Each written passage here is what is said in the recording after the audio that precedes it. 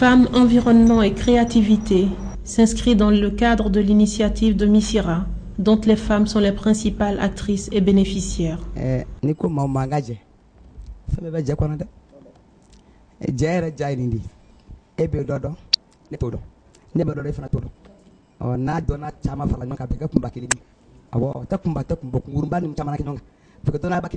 Le rôle des griottes en tant que détentrice traditionnelle de la parole, mobilisatrice, fédératrice des efforts. Ce rôle, que la plupart des intervenants ont perdu de vue, doit être revalorisé de manière à renforcer les acquis et l'efficacité des activités qui doivent démarrer au niveau des associations. La force de la démarche réside dans la demande des griottes qui se sont mobilisées de leur propre chef et se montrent disposées à jouer pleinement leur rôle.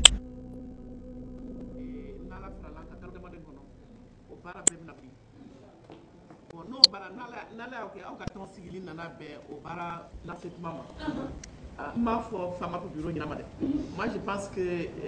Amseka faut que pas killing et Kani Jamasigi pour communicatrice qualité proud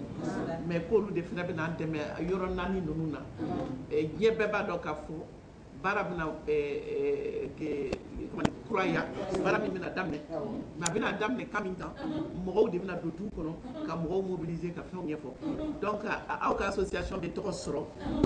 et a commencement yɛrɛ a bɛna sigi bolo min kan ni mɔgɔ si tɛ kɛ kelen ye puisque a bɛna sigi bolo baara de kan baara bolo de kan. Hakili bɛ mɔgɔ dɔ fɛ i t'a baara kɛ kunkolo bɛ mɔgɔ dɔ la kan t'i la nin bɛɛ mara yɔrɔ kunkolo kelen na an t'o fɔ san ko barikada Misra an bɛ furu ka donya don min na ne nana en 70 an ka na tun bɛɛ san ni sugu de la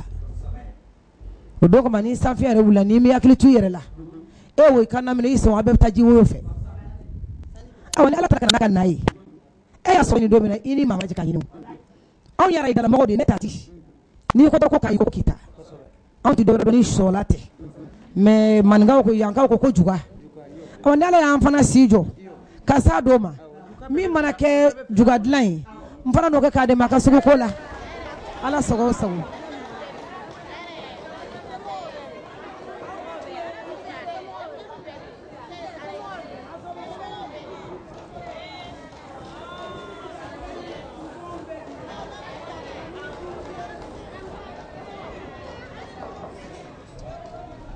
Chaque être humain, chaque maison,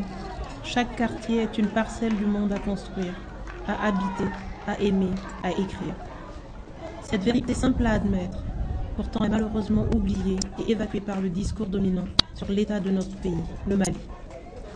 L'exil qui tend tant de Maliens et de Maliennes, notamment des jeunes, est l'une des conséquences de cette situation. Les candidats au départ sont d'abord des êtres désemparés. Réhabiter, se réapproprier son corps et son esprit, sa maison, son quartier, son destin sont au cœur de l'initiative locale des habitants de Missira, un quartier défavorisé de Bamako, au Mali.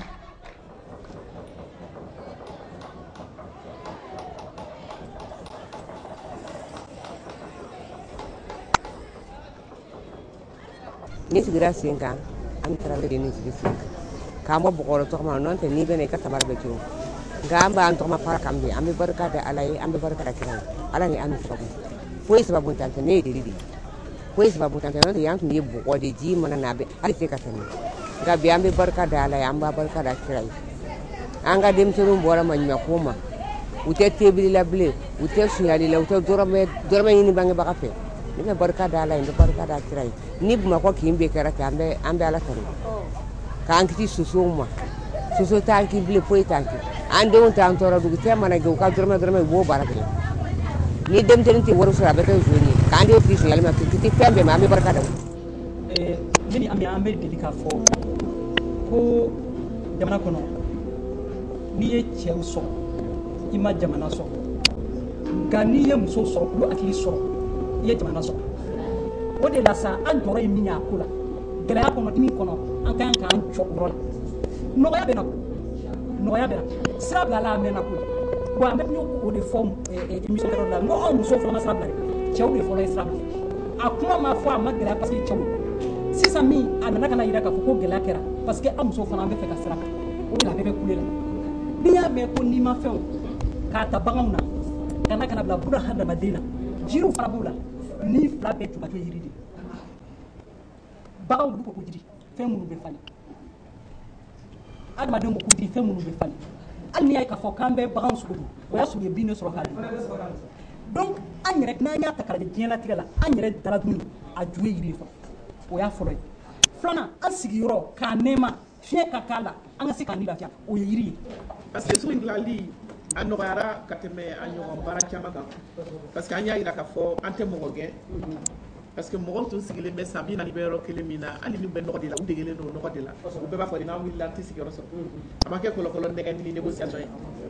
mais yɔrɔ caman bɛ yen u ma min occupé duguba in mɔgɔ tɛ yen kɔfɛla min bɛ ka jɔ mɔgɔ si tɛ se k'i bolo si ɲɛna k'o y'i ta ye mais an bɛ kɔnɔna min na n'u sigicogo n'u organisera cogo dɔ la u bɛɛ bɛ sigiyɔrɔ sɔrɔ an b'a fɛ sogo feere yɔrɔ in boucherie o ka kɛ boucherie ɲumanba de ye caman ka bɔ limɔgɔw la olu fana sigilen don kan k'a kɛ yɔrɔ min bɛ se ka datugu comme ça hali ni mɔgɔ bɛ mɔgɔ la n'o kɛra a kana kɛ yugutɔ fɛn ye. an bɛ fɛn o fɛn na nin ye ni hɛrɛ ko de ye kabi ala k'an da an dɔw bɛ an ɲɛ ma da ɲɔgɔn kan nin kɛra sababu ye an bɛɛ ni ɲɔgɔn cɛ sugu in fɔlɔfɔlɔla ma a n'a bilama o tun kan ka da ɲɔgɔn kɛrɛfɛ si bɛ fɛn dɔ la ka tɛmɛ a ye bagaw kan a filanan sugu ni ɲɛmin y'a la a n'a ye hakilina min sɔrɔ sugu ka dɔgɔ o la ni ala ye se di hali bi ka dɛmɛbaga ɲuman d'a ma a ka sangaso kɛ sugu la.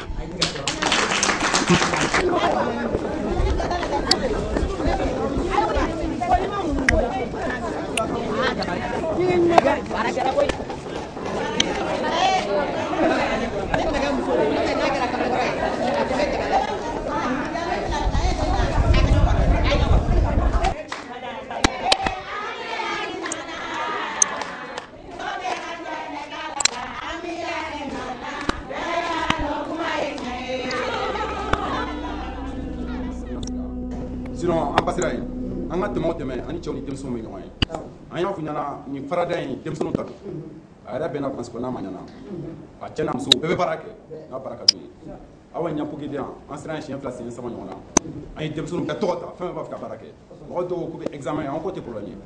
ni examen tɛmɛna u bɛ se ka continuer baara fɛ donc aw kelen ka to a la a ɲana a kɛra koba ye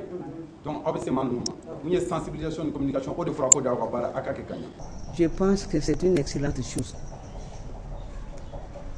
Et je félicite vraiment ceux qui ont eu l'initiative de créer ce projet-là. Depuis quelques jours d'ailleurs,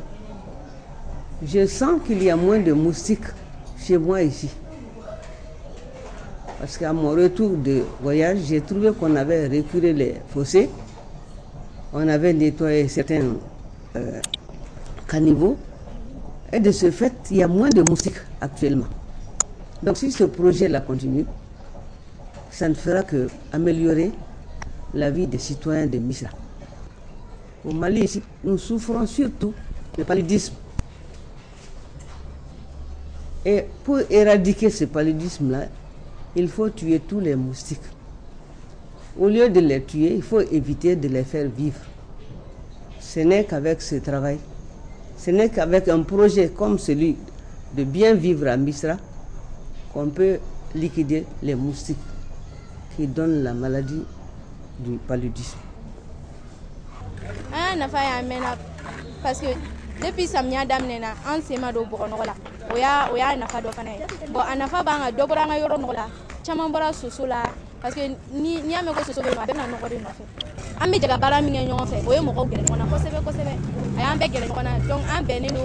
kele tanche mangan tanche push kada an be jaga bara ke nyon fe an be aklina ta ekri oya nga sida sama ka ko ni bala barab katani mais ko kelen min do ka do ya do o de atu an farala ɲɔgɔn kan do a daminɛna cogo min ŋaniya ye min ye min ni min kɛra min ni min bɛna kɛ kɔfɛ an y'o bɛɛ fɔ an y'a laban tuma min an y'a yira de k'a fɔ fo bɛɛ de k'a minɛ ni bolo fila ye parce que baara min do bɔgɔ ni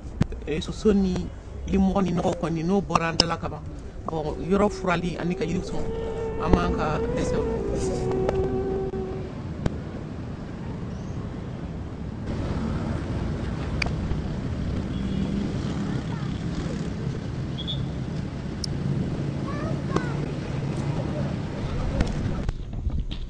Elle commence par la mobilisation, la responsabilisation des jeunes, des femmes. Dans cette approche intimiste et solidaire du monde, le travail est mobilisateur, fédérateur, salvateur. Ne plus s'asseoir à longueur de journée devant une théière, bouger, pousser, soulever, creuser, dégager, transpirer, souffler. Sentir que l'on existe au contact des autres et en être heureux. Faire ce que l'on a à faire sans attendre. Redécouvrir son quartier, voir avec le cœur.